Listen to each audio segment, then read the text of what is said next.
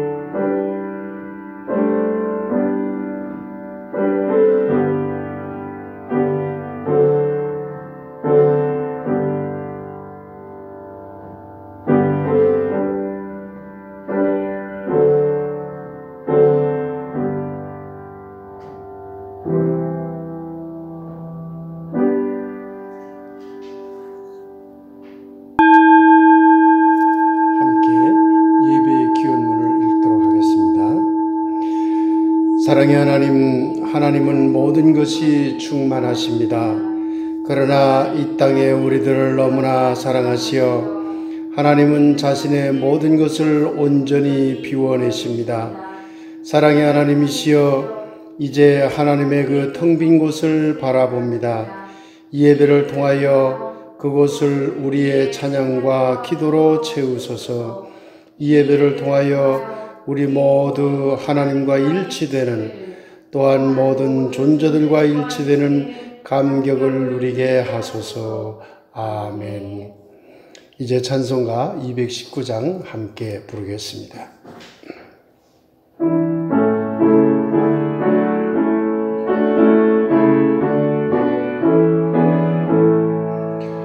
주 하나님의 사랑은 한없이 넓으사 온 세상 모든 백성을 그 자녀 삼았네.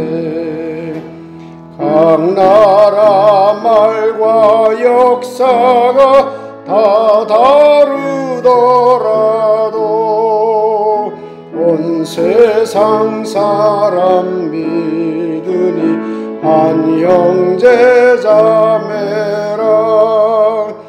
그 은혜로서 고르게 복 내려주시고 다 같은 주의 계시를 보여주시네. 하나버지신 하나님 다 같이 모시고 만 백성 서로 지체니 한 형제 자매라.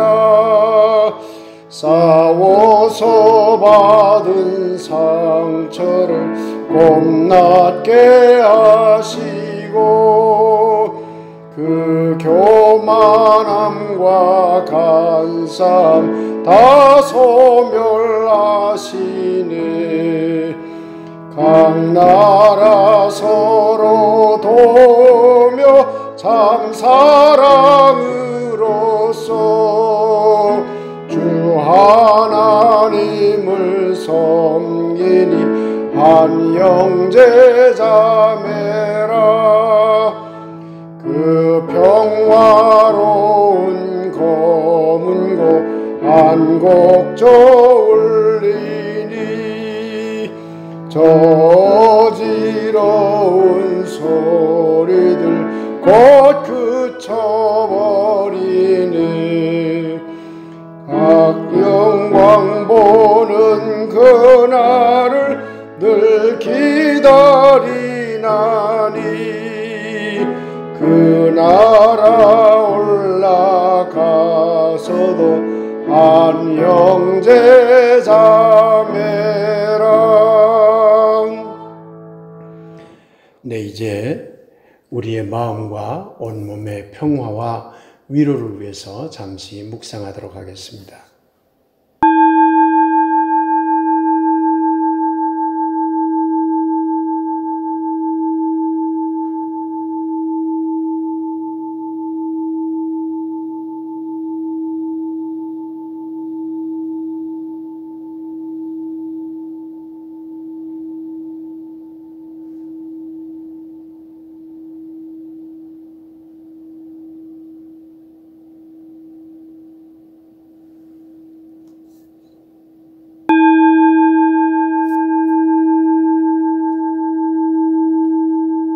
이제 오늘의 말씀을 함께 읽도록 하겠습니다. 먼저 출애굽기 22장 21절 말씀을 함께 읽겠습니다.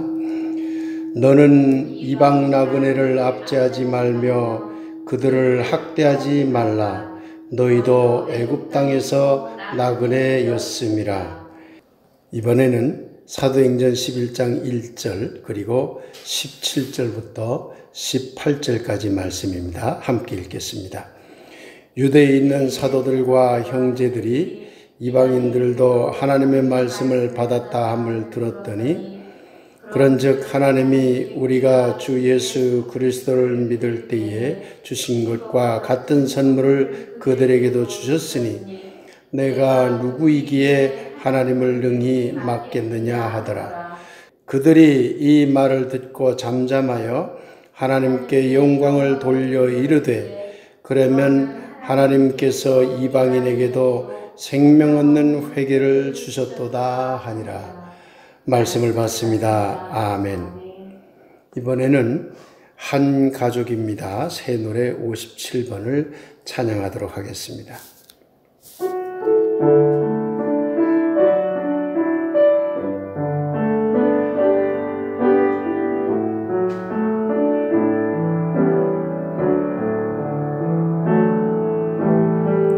살며시 미소 띤 얼굴들 속에는 사랑이 있어요.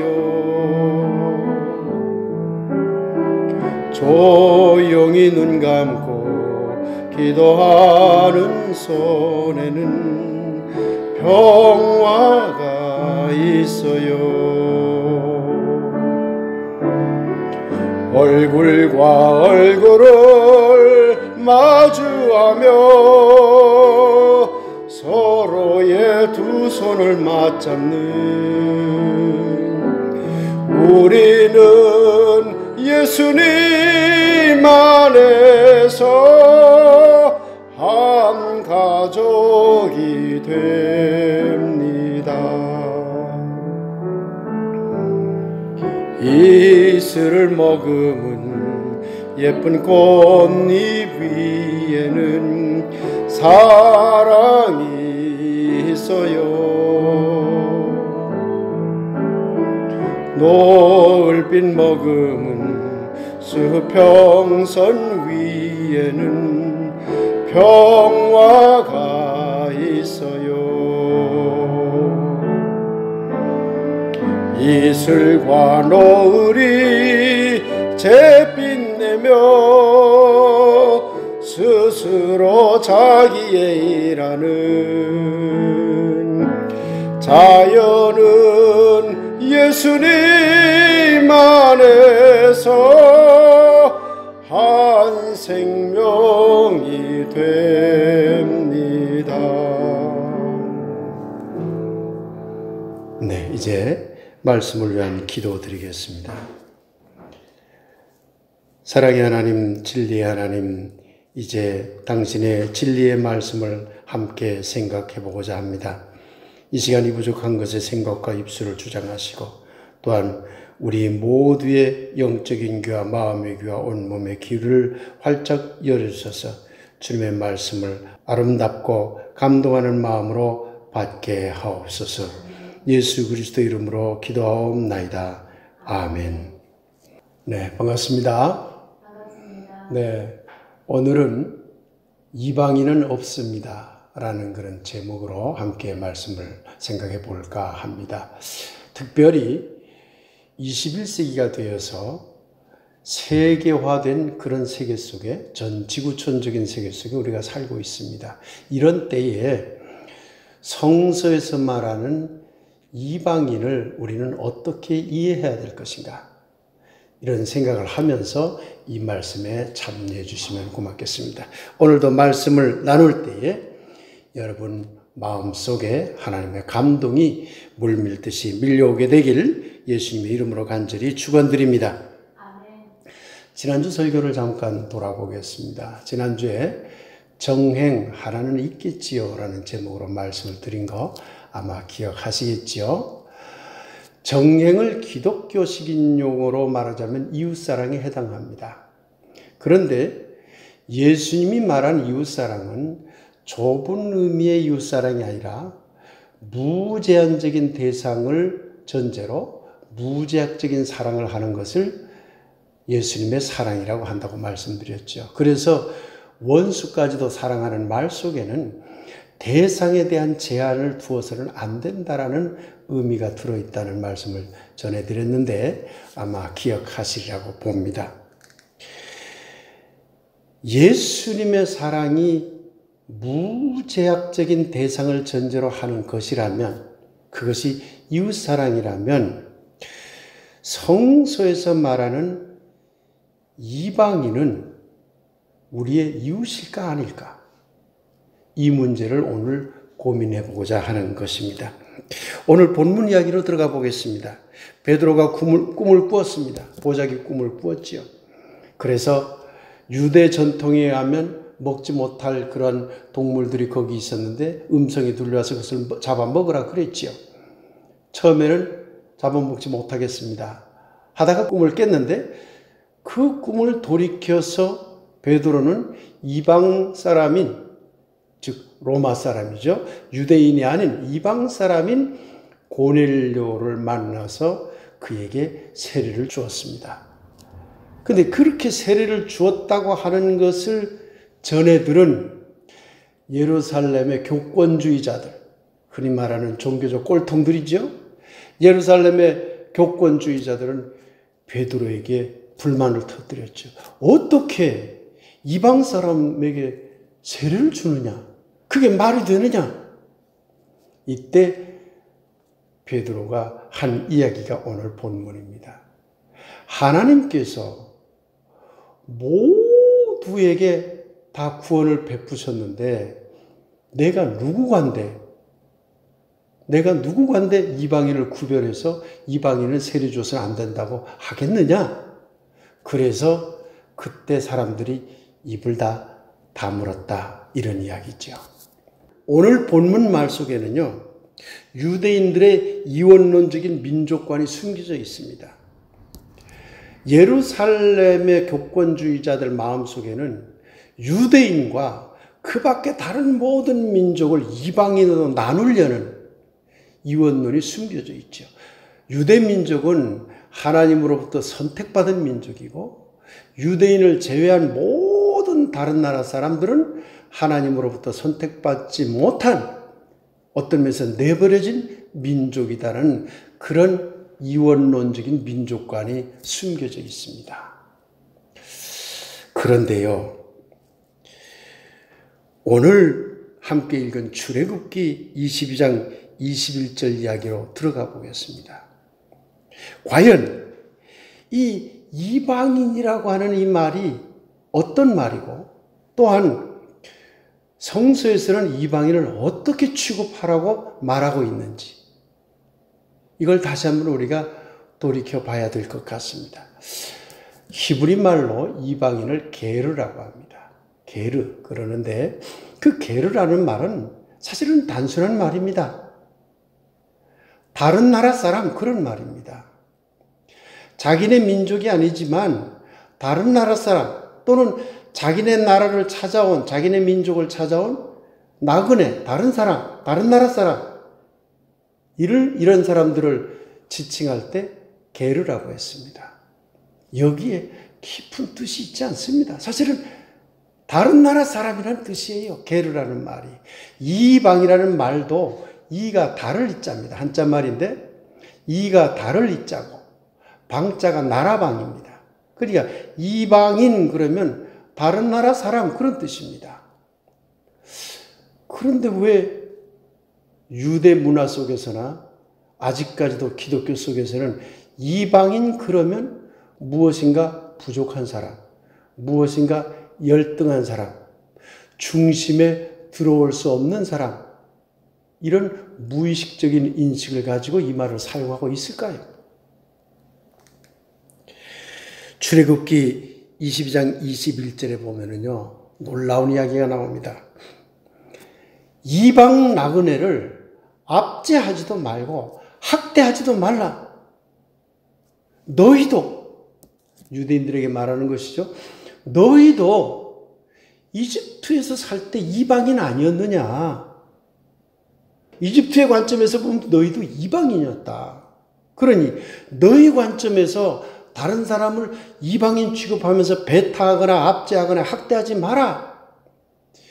이집트가 너희들을 배타하고 학대했던 잘못을 범하지 말라고 하는 것이잖아요. 레위기에 보면 이런 말이 나옵니다. 이방인을 학대하지 마라. 도리어 너희와 같이 서로 사랑하라. 아니, 이방인도 유대인들끼리 사랑하듯이 똑같이 사랑하라고 성서가 말했어요.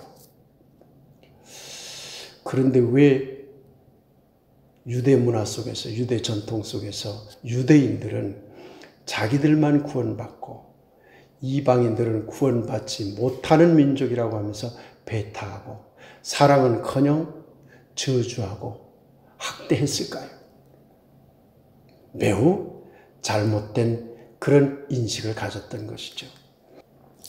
이것이 어디 고대의 유대 전통 속에만 있었던 일일까요? 예수님이 원수까지도 사랑하라는 말로 사랑의 대상에 제한을 두어서는 안 된다고 가르쳤습니다. 이 말은 이방인은 없다라는 선언입니다. 이방인은 없다. 그 말은 원수까지 사랑하라는 말은 이방인은 없다. 어디에도 없다는 말이에요. 그런데 이 예수님의 가르침을 기독교는 점점 잊어버렸습니다. 그래서 중세교회가 되니까 카톨릭이라는 중심주의가 생겨나요.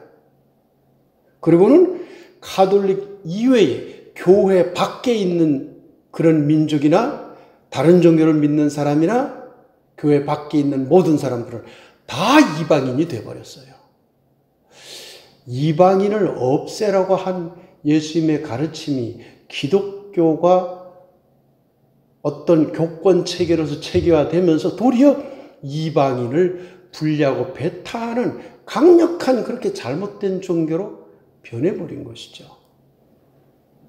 중세교회 이후 근대교회에 이르기까지 20세기 중반까지만 해도 서구 사회에서는 철저하게 기독교를 중심에 놓고 그 밖에 있는 문화, 그 밖에 있는 다른 민족, 다른 사람들을 이방인 취급하면서 압제하지도 말고 학대하지도 말라고 했는데 도리어 배타하고 압제하고 학대하는 그런 역사적인 오류를 범해왔던 것입니다.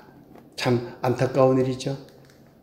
과거 유대교나 중세 이후에 기독교는 이방인에 대해서 많은 잘못을 저질렀습니다만 이를 세 가지로 요약하면 이렇게 요약할 수 있습니다. 이방인은 구원받지 못하는 사람들이다. 이렇게 잘못 인식했습니다. 두 번째는 이방인은 함께 살아갈 수 없는 사람들이라고 배척하고 배타하는 잘못을 저질렀습니다. 세 번째는 이방인은 열등한 민족, 하층 민족, 선택받지 못한 자로 취급했습니다. 이방인을 그렇게 여겼다고 하는 말은 과거 유대 전통에서는 유대 민족 이외의 모든 사람들을 그렇게 취급했다는 얘기예요. 기독교가 어떤 종교 체계로 정착한 다음에는 기독교 이외의 모든 종교 또는 기독교를 믿지 않는 모든 사람들을 이런 이방인 취급을 했다는 얘기가 되는 것입니다. 한국 기독교 신자들에게 이방이라는 말은 앞서 말씀드렸듯이 참 익숙한 말입니다. 불교 신자들은 이방이라는 말이 전혀 익숙하지 않아요. 특히 개신교 신자들에게 이방이라는 말이 대단히 익숙한 말이 되어버렸어요. 그런데 이 말이 가지고 있는 오류를 제대로 이해하는 사람은 그리 많지 않은 것 같습니다. 기독교 신자들은 지금도, 특히 한국의 기독교 신자들은 무의식적으로 유대인과 그 밖의 이방인을 나눈다고 하는 생각을 가집니다. 그리고 기독교인과 그 밖의 이방 종교라는 이분법적 사고에 익숙합니다. 사실은 참 어리석은 일이죠. 앞서 말씀드렸듯이 이방이라고 하는 것은 다른 나라 사람을 말하는 단어일 뿐입니다. 배타하거나 학대하거나 압제해야 될 대상이 아닙니다. 이방은 그저 다른 나라 사람일 뿐이에요. 우리는 왜 유대인을 말할 적에 유대인과 이방인이라고 얘기를 하죠? 이런 표현도 대단히 잘못된 겁니다. 왜? 우리가 한국인이거든요. 한국인의 입장에서는 유대인도 이방인일 뿐이에요. 유대인은 별도로 유대인으로 존재하고 나머지 민족들만 이방인인가요? 그렇게 생각하는 것이 얼마나 유대 문화 중심주의에 한국 기독교 신자들이 젖어 있는가 하는 것을 드러내는 그런 한 사례이죠. 유대인도 한국인이 보면 이방인일 뿐입니다. 이방 민족이니 이방 종교냐 하는 말에는 다른 민족이나 다른 종교, 다른 문화를 표명하고 그들을 자신들과 같은 기독교 신자를 만들기 위한 대상으로 여기는 의미를 포함해서 사용하는 경우가 많습니다. 특히 한국의 기독교 신자들에게 그렇습니다. 그러니 이방이라는 말 속에는 자기중심적인 이기주의와 배타적인 이원론이 강하게 자리 잡고 있다는 걸 알 수가 있죠. 열방을 하나님께 바치자. 열방을 기독교 믿는 민족으로 만들자. 저는 열방자만 들어가 있는 교회나 그런 용어를 사용하는 사람들을 보면 스트레스를 받습니다. 왜? 열방이 뭡니까? 자기들을 제외한 다른 모든 나라를 말하는 거예요. 모든 이방인을 말하는 거예요.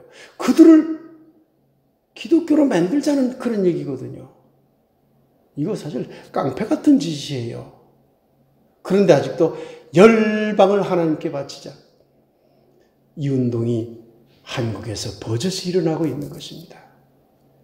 열방이라는 말 자체가 나쁜 말이 아니고 이방이라는 말 자체가 나쁜 말이 아님에도 불구하고 한국 개신교에서는 매우 배타적이고 이원론적인 그러한 나쁜 말로 사용되고 있는 것입니다. 우리는 이방인이라는 이 말을 분리돼야 될 대상 또는 우리와 열등한 대상으로 생각하는 그런 인식에서 완전히 떠나야 합니다.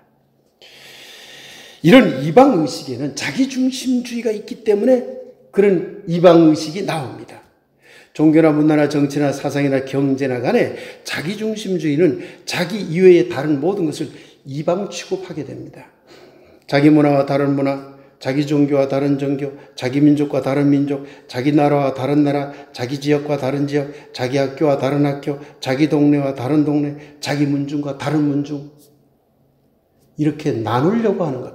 자기를 중심에 놓고 그 밖의 것을 나누려고 하는 의식은 전부 다 이방의식입니다. 잘못된 이방의식입니다. 나머지 것을 두루다 묶어서 나와 다른 것으로 배타하고자 하는 의식인 것이죠. 이것 때문에 갈등과 싸움이 굉장히 일어나는 것입니다.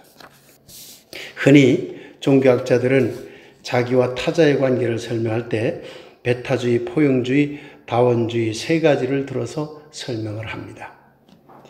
배타주의라고 하는 것은 자기와 다른 것들에 대해서 소통 자체를 거부하고 단절하는 그러한 생각을 말합니다. 그러니 이방인들과 소통한다? 배타주의에서는 있을 수가 없는 것이죠. 이방인을 자기들과 같은 것으로 만들기 위해서 가서 깨부시고 우리처럼 되라고 강요하고자 하는 의식만 여기에는 강화될 뿐인 것이죠. 한국의 기독교는 하루속히 이런 배타주에서 벗어나야 합니다. 그러지 않으면 망하는 길밖에 없습니다. 포용주의는 타자, 곧 이방인들과 소통하려고 합니다. 그런데 궁극적으로는 다 우리 안으로 들어와라, 내 안으로 들어와라 해서 자기중심주의를 벗어나지 못해요. 배타주의도 여전히 자기중심주의인데 배타주의는 아주 강력하죠. 타자를 거부하니까. 그런데 포용주의는 겉으로 보면 타자를 많이 포용하는 듯 해요. 그러나 여전히 자기중심주의예요. 왜? 다른 것들을 다 자기 안에 들어와야 한다는 생각을 버리지 못하기 때문에 그렇습니다.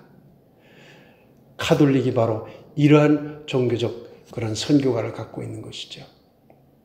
그러나 이러한 포용주의도 21세기적인 관점에서 보면은 하루빨리 버려야 될 것들입니다. 버려야 되는 그런 선교관입니다. 왜? 자기중심주의를 벗어나지 못하고 있거든요.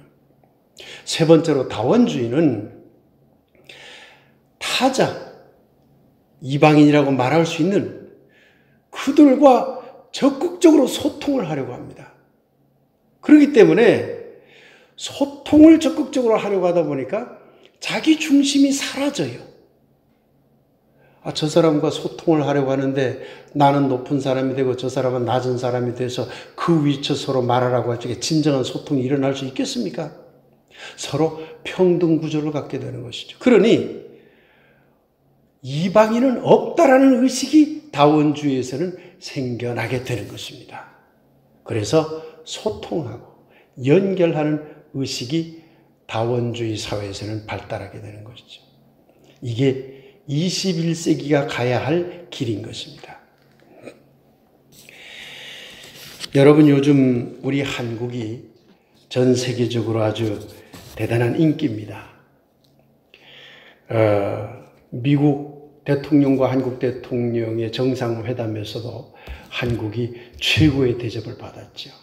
그리고 G7 정상회의에 우리나라도 이제 초대받아서 갔는데 초대받은 나라임에도 불구하고 마치 주빈국인 것처럼 정말 대단한 대접을 받았습니다. 왜 이렇게 한국이 세계적으로 인정을 받는 국가가 되었을까요? 여러분, 곰곰이 한번 생각해 보십시오. 단순히 의료정책 하나, 코로나를 잘 극복해서 세계적으로 인정받는 국가가 됐을까요? 그거 달랑 하나뿐일까요? 그렇지 않습니다. 가만히 들여다보면 한국은, 이 대한민국은 21세기의 다양성의 공존이라는 시대 정신에 맞는 문화를 만들어낸 거예요. 그것을 온 세계가 알아낸 거죠. 야, 대한민국이 그런 나라네? 그러니 전 세계가 지금 대한민국을 향해서 박수를 치고 있는 것입니다. 우리 교회 앞에 작은 현수막이 붙어 있습니다. 드높아진 한국의 외교의상 자랑스럽습니다 해가지고 써붙였습니다.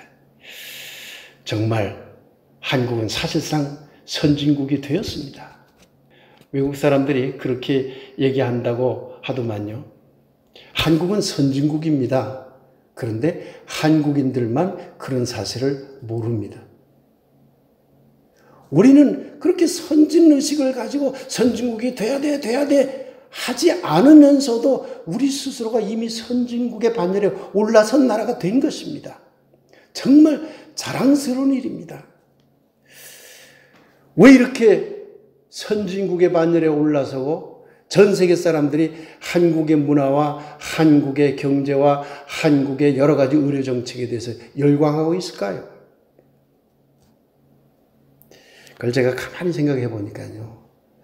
제가 연구하는 한국 문화와 맥이 다 있더라고요. 한국 민족은 변화에 대단히 빠른 대처와 자신감을 가진 민족입니다. 제가 말하는 역동성의 문화를 가지고 있는 민족입니다. 변화를 즐깁니다. 하나의 어떤 기존 체제에 안정되고 거기에 고착되려는 성격보다는 도리어 그것을 답답하게 생각해요. 자꾸 변화시키려고 해요. 이런 역동적인 문화가 21세기 시대정신과 맞아떨어진 것이죠. 그뿐만 아니라 한국은 타자, 다른 민족, 성서적으로 말하면 이방인들과 연결을 대단히 잘하는 민족이에요. 누구나 와랍니다. 종교적으로 보면 한국은 종교 만물상이라고 그러잖아요. 불교도 오고 도교도 오고 유교도 오고 이슬람교도 오고 기독교도 오고 가톨릭도 오고 무교도 오고 모든 종교가 여기에 가득 넘쳐나 있음에도 불구하고 종교전쟁은 단 한 번도 일어나지 않은 나라, 매우 포괄적인 문화를 가지고 있는 포괄성의 문화에 아주 장점을 가지고 있는 나라인 것이죠. 그러니 다른 민족과의 연결과 소통에는 아주 자신감 있는 나라가 된 것입니다. 뿐만입니까? 타자, 이방민족, 이방인들과 함께 어울리고 공감을 잘하는 민족이 우리 민족이에요. 이걸 신명성의 문화라고 하죠. 우리는요, 공감만 되면 이방인 구별이 없어요. 누구하고나 다 소통해버리고 어울려버립니다. 그런 아주 독특한 문화를 우리가 가지고 있어요. 그것이 21세기 정신에서 크게 꽃이 피어난 것입니다. 거기다가 우리 민족은 꼼수를 세계적으로 쓰지 않았습니다. 거짓말을 하지 않았습니다. 잘못했으면 잘못한 것을 밝혔고 진실을 왜곡하려고 하지 않았지요. 진실을 왜곡하는 일본 사람을 대할 때도 의연하게 대처했습니다. 이 당당함이 있었던 것이죠. 이것을 세계가 들여다본 거예요. 아, 저 나라 분명히 일본으로부터 피해를 받고 진실이 대단히 왜곡되고 있음에도 불구하고 의연하게 대처하네. 그래서 오죽했으면 이번에 G7 정상회의 참석 이후에 스페인을 국빈 방문했을 때 문재인 대통령에게 스페인 국왕이 조선 왕조의 지도를 공개함으로써 독도가 한국 땅이라는 걸 전 세계에 알려버렸나요? 진실을 추구하는 국가에 대한 선물을 준 겁니다. 거짓과 진실을 은폐하는 일본에게 한 방 먹인 것이죠. 우리나라 그런 나라입니다. 제가 연구한 바에 의하면 일본은 이로움을 추구하지만 한국은 의로움을 추구하는 문화입니다. 한국은 곧 죽어도 먹고 살기 힘들어도 의를 버리질 않아요. 이것을 전 세계가 들여다보았다는 겁니다. 그러니 박수를 칠 수밖에요. 우리나라가 인터넷 문화가 대단히 발달되어 있잖아요. 왜 인터넷 문화가 발달될까요? 인터넷 문화라고 하는 것 자체는요, 소통입니다. 타자와의 연결이에요. 타자와의 연결이 없으면 인터넷은 발달할 수가 없어요. 인터넷의 기본 출발은 타자들끼리, 다른 사람들끼리 연결하는 거예요. 소통하는 거예요. 이걸 배타하고 분리하고 단절하는 문화에서는 인터넷이 발달할 수가 없어요. 일본이 왜 인터넷 발달하지 못했을까요? 1번, 기술이 부족해서. 2번, 문화가 그러지 못해서. 일본이 기술이 부족해서 인터넷 문화가 발달하지 못했을까요? 아니죠. 일본의 기술력은 대단한 나라입니다. 그러나 인터넷 문화를 따지고 놓고 보면 우리보단 뒤져도 한참 뒤졌죠. 왜? 타자, 이방인, 이방민족과의 소통에 관심이 없어요. 우리는 그저 소통하려고 해요. 연결하려고 해요. 뻗어나가려고 해요. 그러니 우리는 문화적으로 인터넷 문화가 발달할 수밖에 없는 구조를 갖고 있는 겁니다. 소통과 연결. 그러면 인터넷 문화가 발달했다고 하는 것은 소통과 연결인데 소통과 연결일 적에 나는 중심이고 너는 이방인이다. 그게 가능할까요? 인터넷에서? 쌍방 소통하는데 나는 중심이고 넌 변방이야, 이방이야. 그러면서 인터넷 하나요? 아니에요. 인터넷 문화는 이방인이 없어져 버립니다. 모두 다 주인공이 돼 버립니다. 다 자기의 이야기를 할 수 있는 구조예요. 그게 인터넷 문화예요.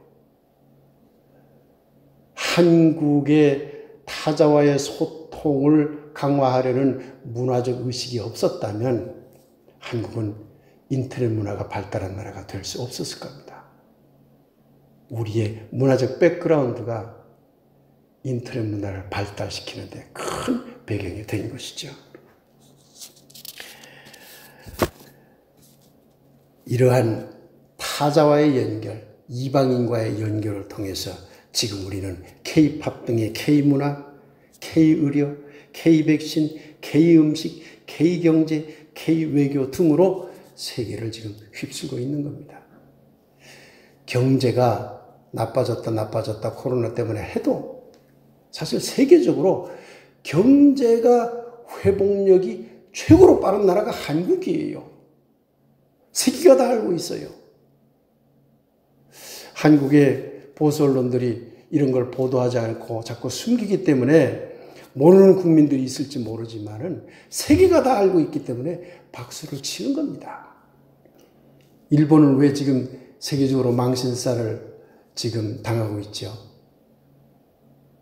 우리와 반대의 길을 여전히 가고 있기 때문입니다. 변화에 두려움을 가져요. 기존 체제의 편안함에 길들여져 있죠. 그걸 바꾸려고 안 해요. 그렇기 때문에 자기 중심적인 이기성의 문화가 대단히 강한 나라입니다.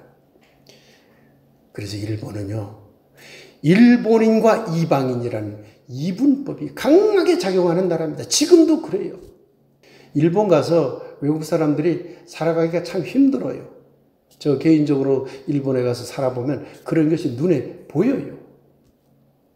더불어 함께 살려고 하려면 일본인을 중심에 놓고 다른 사람이 이방인으로서 함께 어울려서 살아갈 수는 있어도 똑같은 등가적인 차원에서 함께 어울려서 뒤섞이면서 살아가기는 대단히 어려운 나라가 일본이라는 나라입니다.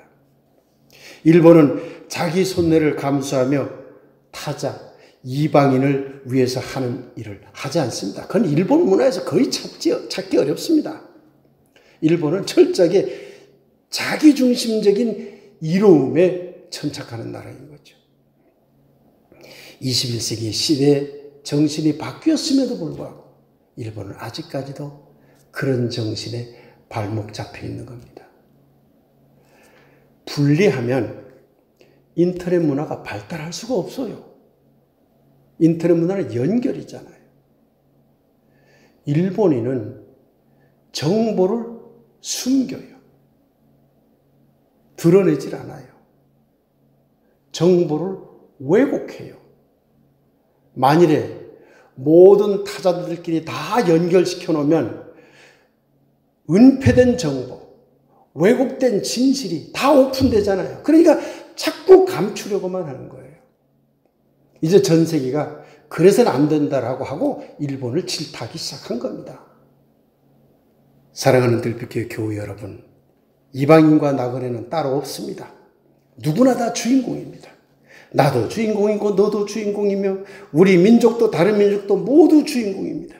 기독교도 주인공이고 불교도 주인공이고 이슬람교도 주인공입니다. 21세기는 이미 이방인이 없는 시대입니다. 이런 21세기 시대 정신을 대한민국은 전 세계적으로 선도하는 국가가 되고 있는 것입니다. 너무나 자랑스럽습니다. 이런 대한민국을 만들어 온 우리 모든 국민이 너무나 자랑스럽습니다. 그런데 아직도 일본처럼 소통을 막고 진실을 은폐하고 자기들만 중심이라고 우물난 개구리가 되어서 소리를 내는 나라들도 있습니다. 일본의 그러한 의식은 중진국 수준도 못 됩니다. 여전히 후진국 수준에 머물러 있는 문화의식일 뿐입니다. 앞서 말씀드렸듯이 우리 기독교를 돌아봅시다. 특별히 한국 기독교를 돌아봅시다. 지금 한국 기독교는 이방인을 나누고 있을까요? 아니면 이방인은 없다, 모두 다 주인공이다 라고 하고 있을까요? 안타깝게도 한국의 보수 근본주의 교회들은 이방인 의식을 벗어나려고 노력하기는커녕 더욱 강화하는 억지를 부리고 있습니다. 21세기 시대 정신에 역행하는 것이죠. 그러면 망합니다. 그러면 반드시 망합니다. 사랑하는 여러분, 거듭 말씀드립니다. 이 세상에 이방인은 없습니다. 누구나 자기의 관점에서는 주인공입니다. 그래서 그 모든 주인공들이 함께 어울려 소통하며 살아가는 것이 21세기 시대 정신이고 원수까지도 사랑하는 예수님의 정신이고, 그것이 문화로 드러난 것이 오늘날 정보화 시대 인터넷 문화이기도 한 것입니다. 우리 교회 교우들과 이 말씀을 공유하는 여러분 모두를 축복합니다. 아니, 이미 여러분은 축복된 삶 속에 있습니다. 왜냐고요? 우리 교회와 우리 교우들과 우리 교회의 말씀에는 이방인 의식이 없기 때문입니다. 모두 다 주인공이기 때문입니다. 다름을 존중하며 함께 살아가려는 우리 모두 위에 하나님의 축복이 더욱더 넘치게 되리라 믿습니다. 예수님 이름으로 이방인 의식이 없는 여러분 모두를 거듭 축복합니다. 아멘. 이제 우리 모두 주인공입니다라는 주제를 가지고 잠시 묵상하도록 하겠습니다.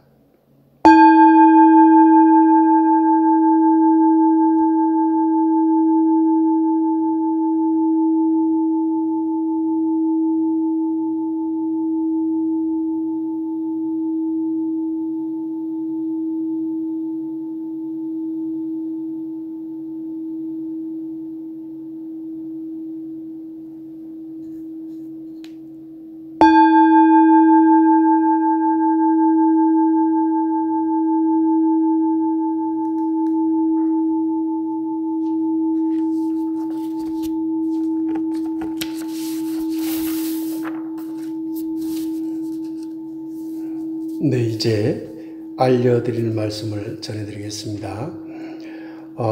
우리 교우들 중에 아마 많은 분들이 코로나19 백신을 맞은 것으로 생각합니다. 그래서 다음 주, 그러니까 7월 첫 주부터는 다시 대면 예배를 드리도록 하겠습니다. 준비하시고 교회에서 예배 드린다는 걸 잊지 마시고요. 참석해 주시면 고맙겠고, 또 교회에서 예배 드릴 때도 방역수칙을 잘 지켜주시기 바랍니다. 우리 모두 잘 알고 있지만 암이나 지병 등으로 고생하는 우리 교우들과 여러 지인들이 있습니다. 항상 이분들과 연대하는 마음으로 어디 있든지 간에 간절한 마음으로 기도해 주시기 바랍니다. 지난주 예배 동영상 정행 하나는 있겠지요를 올렸습니다. 말씀을 들으며 사랑의 실천을 조금씩이라도 하게 되길 빕니다. 그런데 이름 없는 하나님 제15강 종교다운 논과 해석학적 이론들이라는 동영상을 사실 이미 제작했습니다만은 재생이 되지 않는 어떤 기술적인 문제가 발생했습니다. 그래서 이 문제를 다 해결한 후에 올려드리도록 하겠습니다. 네, 이제 에베소서 4장에 의한 신앙 고백을 함께 부르도록 하겠습니다.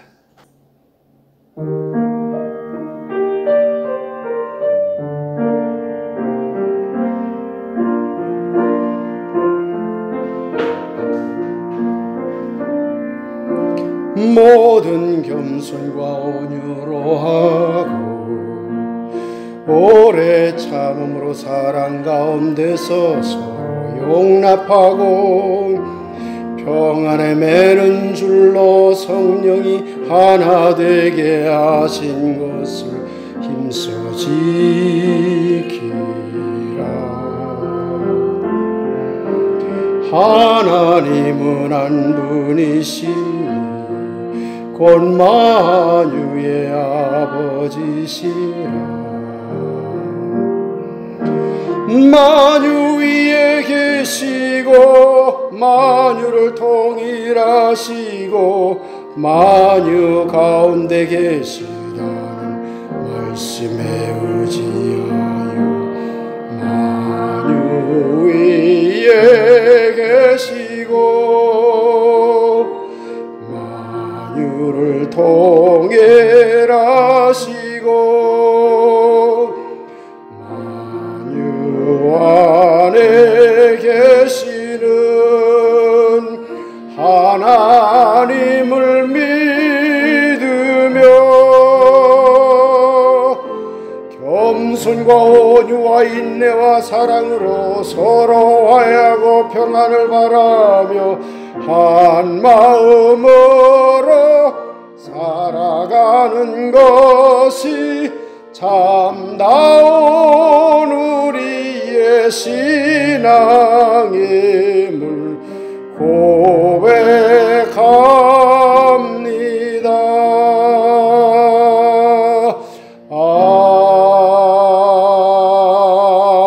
아멘. 기도합시다.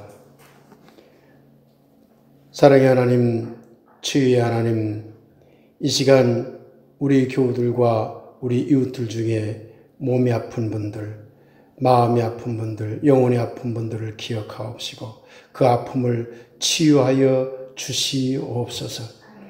아버지 하나님, 우리의 온몸이 육체적으로 잘 소통이 되어서 모든 병들이 다 물러갈 수 있도록 인도하여 주시옵시고 또한 우리의 마음과 우리의 영혼도 우리와 다른 사람들과 소통하며 연결하여 마침내 우리의 마음과 우리의 영혼의 아픔이 모두 치유받을 수 있도록 축복하여 주시옵소서.